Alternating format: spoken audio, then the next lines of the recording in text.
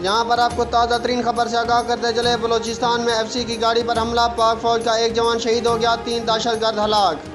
क्वेटा बलूचिस्तान में दहशतगर्दों की एफसी की गाड़ी पर फायरिंग से पाक फौज का एक जवान शहीद जबकि 2 जख्मी हो गए। जवाबी कार्रवाई में 3 दहशतगर्द हलाक हो गए।